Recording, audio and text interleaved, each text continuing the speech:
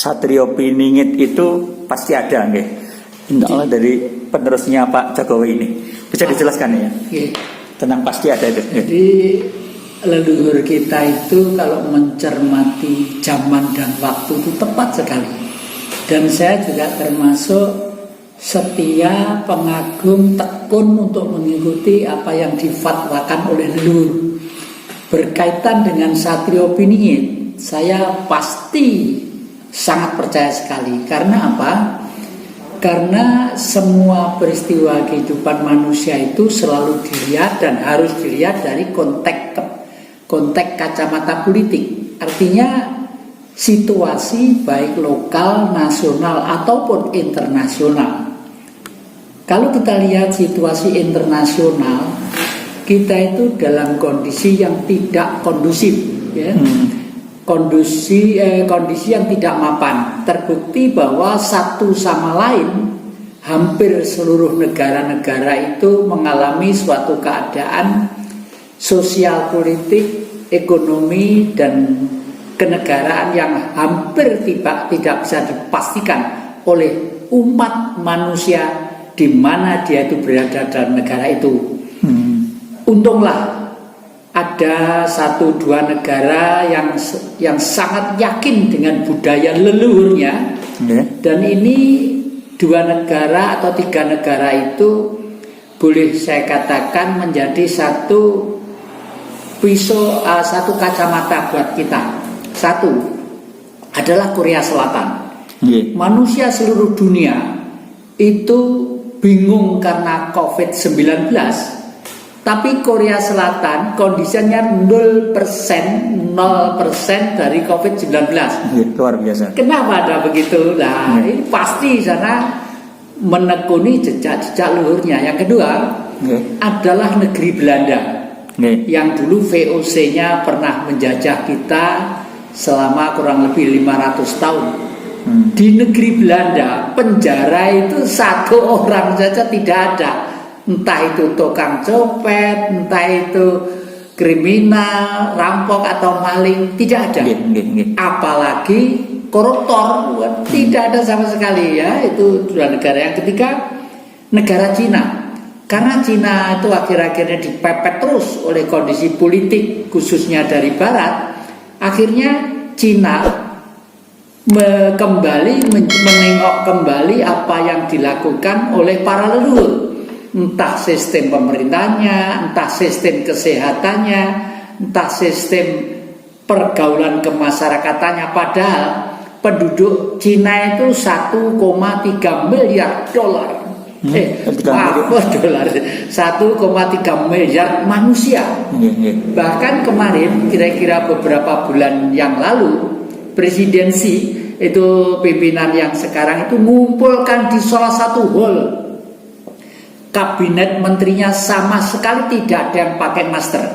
Beliau juga tidak pakai masker, ketemu dengan rakyat secara langsung di hall, bahwa sehat, kuat dan tidak itu tergantung dari kita untuk menekuni apa yang pernah diwariskan oleh leluhur kita di negeri yang memang sudah umur ribuan tahun, sudah maju di bidang kemasyarakatan, pengobatan, pengetahuan dan sebagainya. Menurut saya beberapa negara tadi itu patut kita tengok ya sebagai pisau analisa. Kenapa?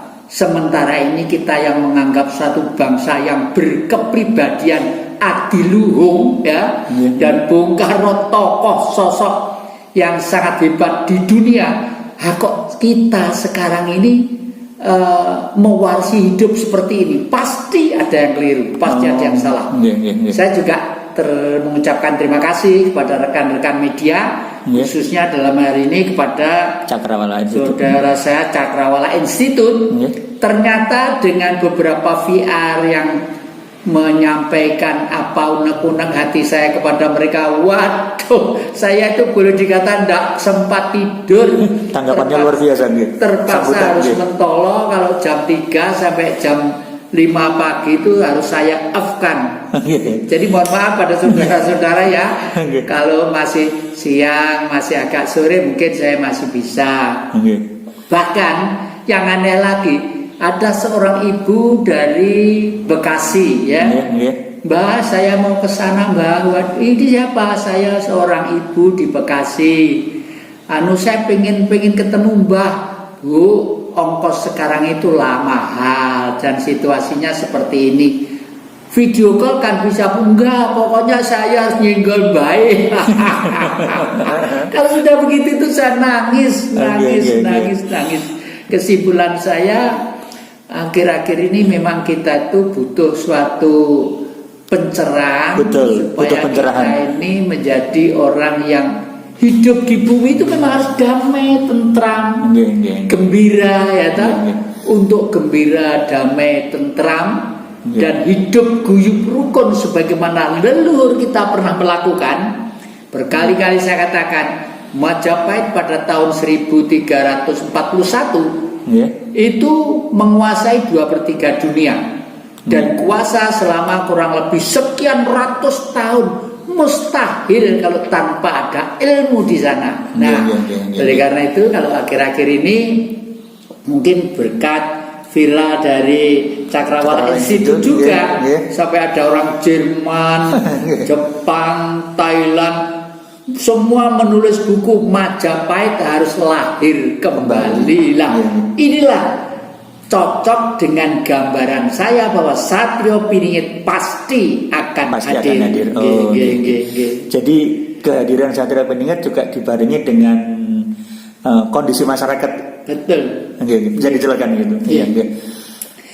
Lahirnya Satrio Piningit itu memang harus berbarengan dengan kondisi masyarakat, di mana masyarakat itu merasa gelisah dalam hidupnya. Ya kelihatannya kita pergi kota besar, rumahnya ya makro-makro, mewah-mewah, di komplek-komplek tertentu makro-makro, mewah-mewah.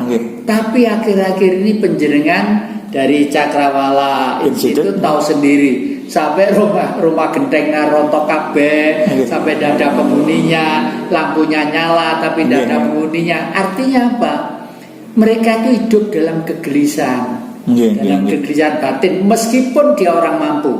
Nah, jadi Satrio Piningit nanti itu pekerjaannya adalah membuat rakyat sebagai pemilik negara ini, ya. Itu nanti itu entah kaya atau miskin itu hidup dalam satu kebersamaan perasaan, ya perasaan. Jadi kesamaan perasaan dan ini harus di bawah naungan seorang pemimpin yang bijak, adil, cerdas dan berbudi luhur. Bijak, adil, cerdas dan berbudi luhur. Oh,